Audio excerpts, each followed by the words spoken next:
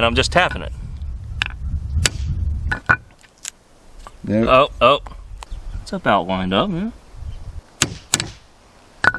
That was hard. Jeez, people. Alright, we've got open road in front of us this morning. It is a cold day here in Florida. That's all frost on the ground.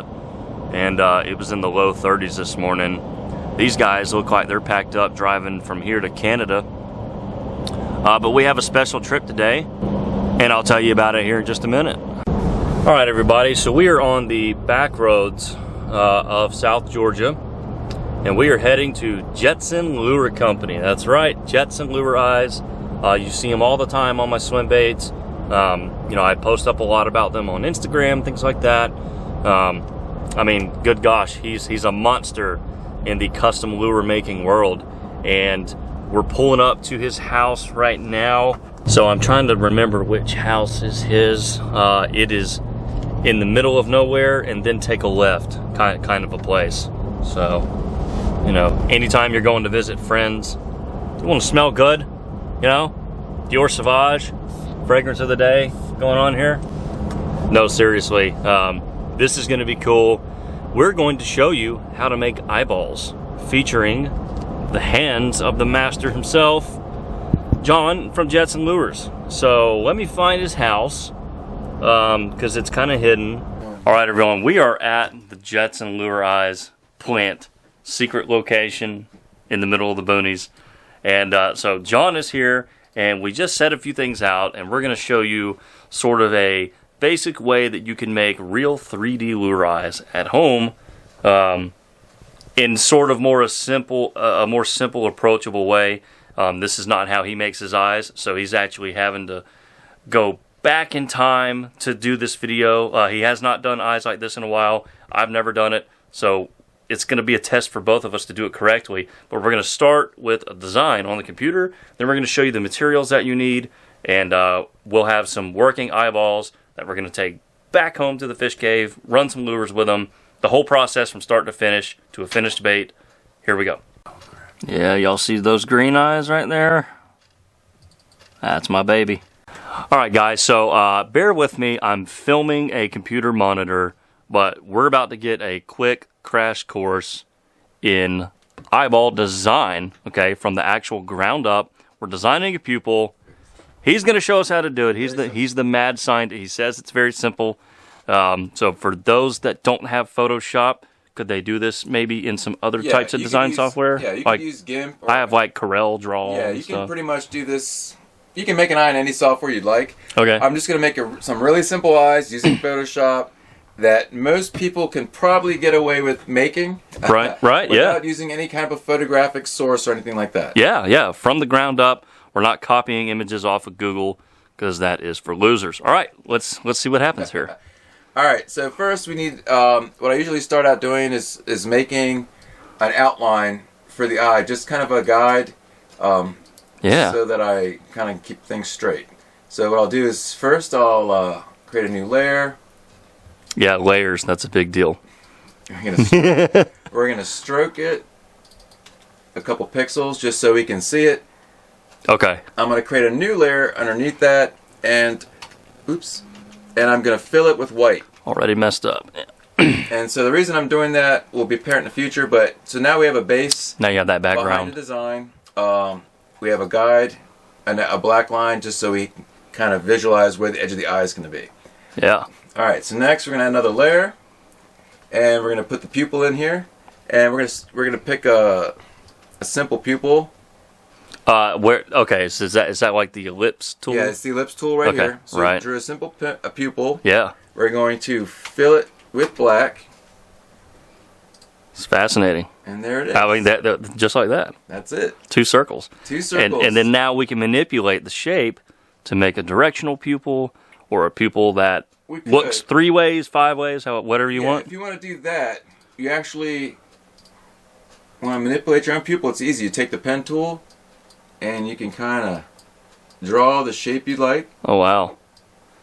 I figured it would be like the transform tool, or is that something different? No. Okay. And so then you can then you pick the little arrow tool here, the clear one, and you'll be able to manipulate the shape of the pupil. And you can create any shape you like.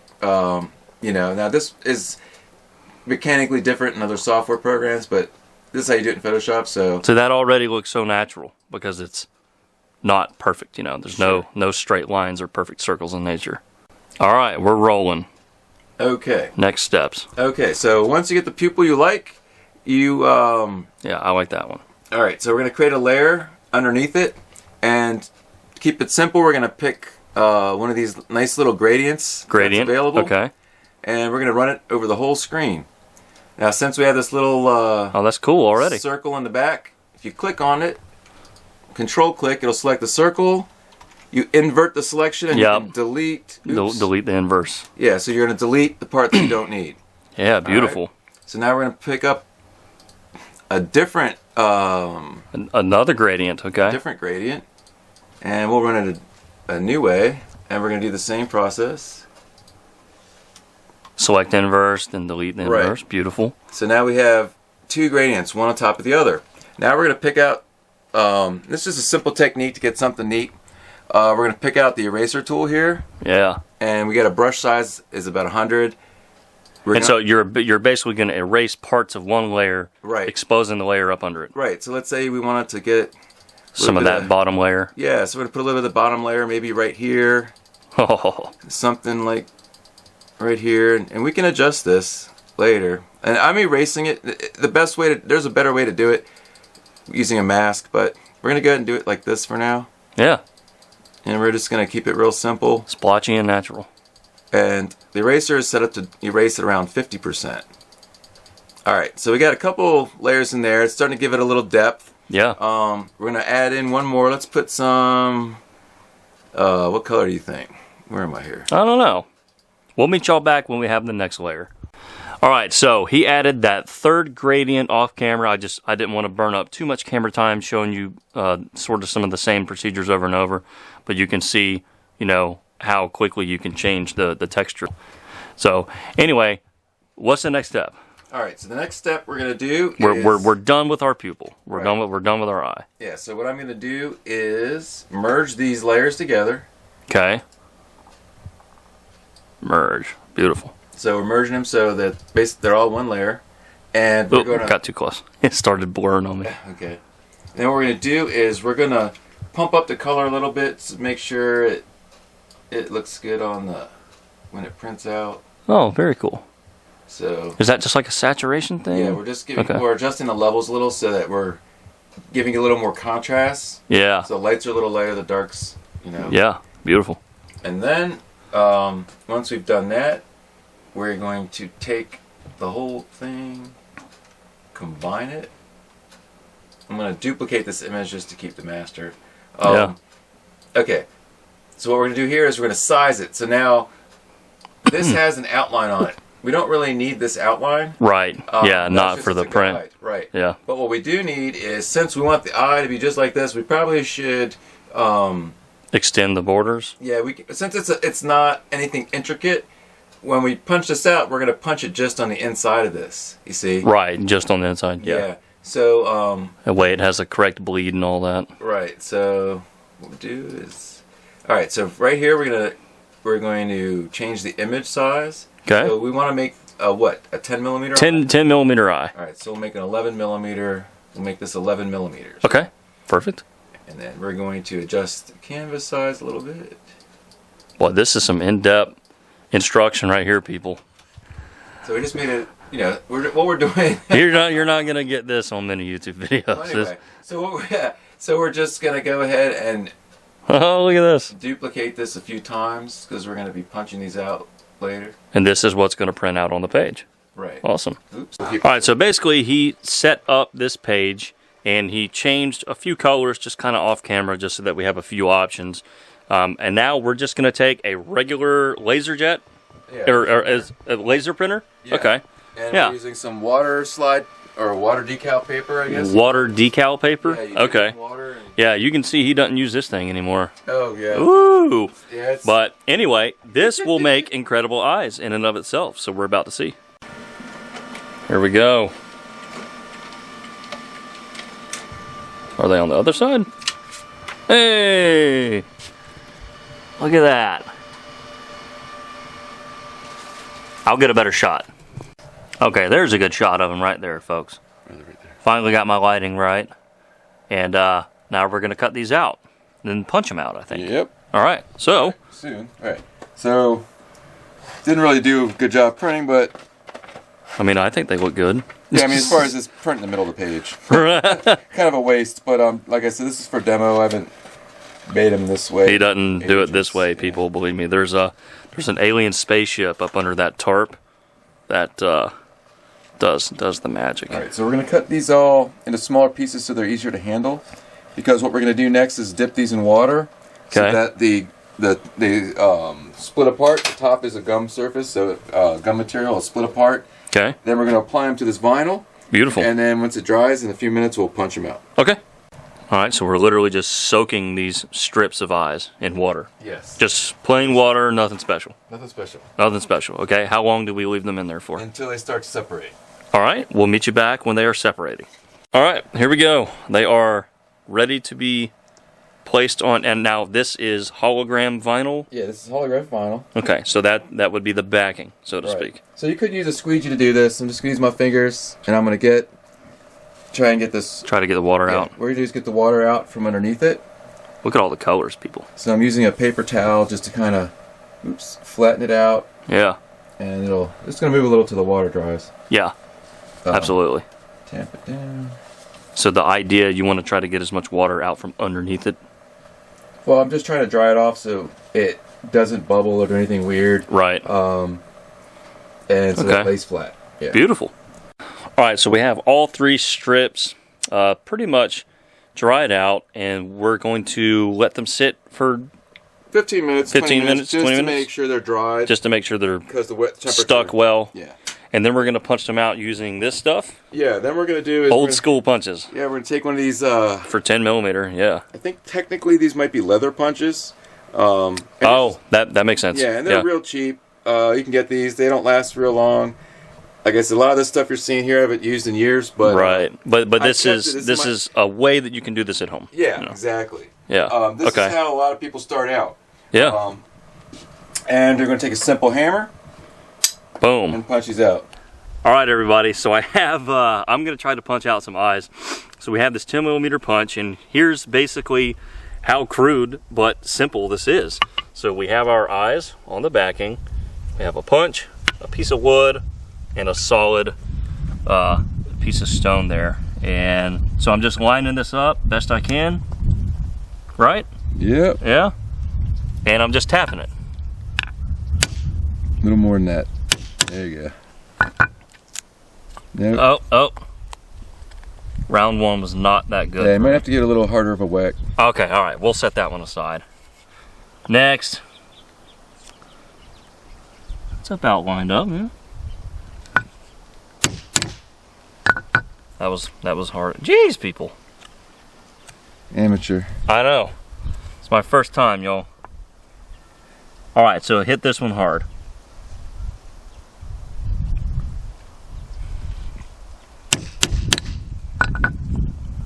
There we go. And then you were just tweezing these out? Yeah. All right, he's gonna take over and do this correctly. None of mine really came out all that well. Oh, the wind. Okay. So we're gonna watch him do this correctly. Well, I'm gonna try my best. And I'm gonna try to get a good shot here. Oh yeah, just one knock, and he already did better than I did. Oh boy, the wind. We wanted to do this outside so that we could get good lighting.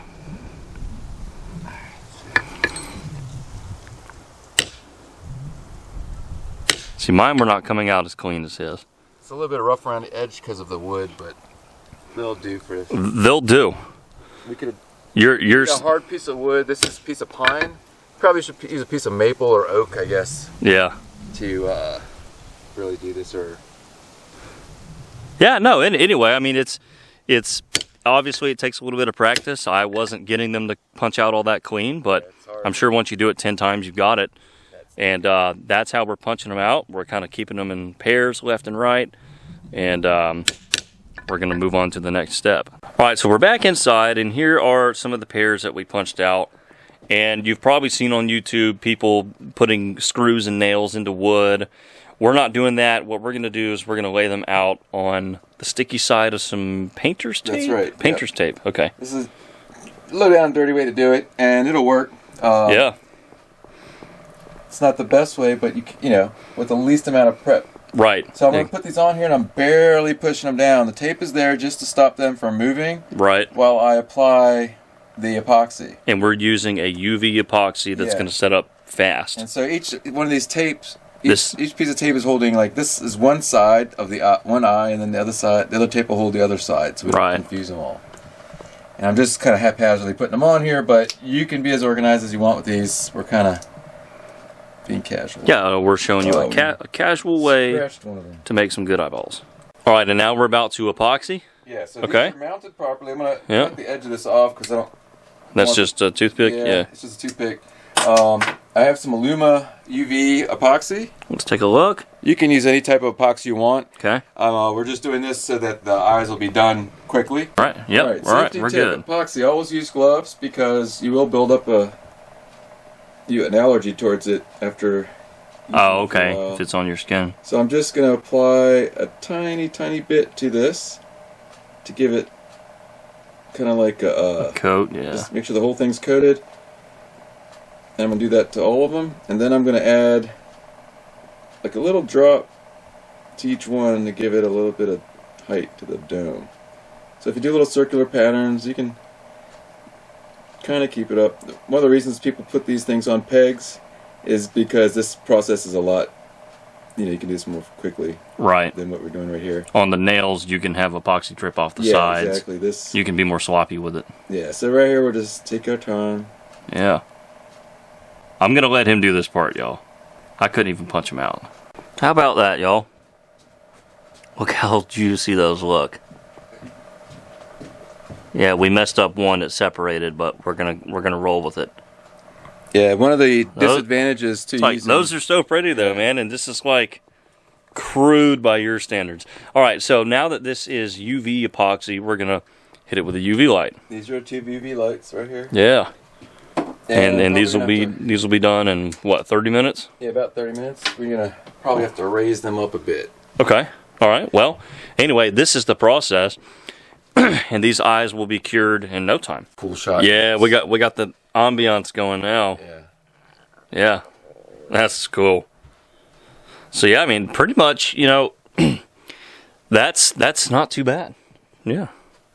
I mean, that's not anything out of the realm of somebody being able to do it at home.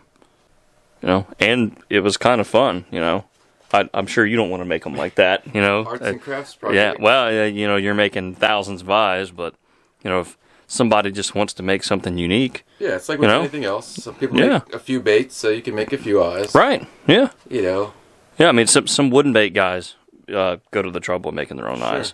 And they're beautiful, so I'm looking forward to seeing them, and we'll get some good shots of them once they're done.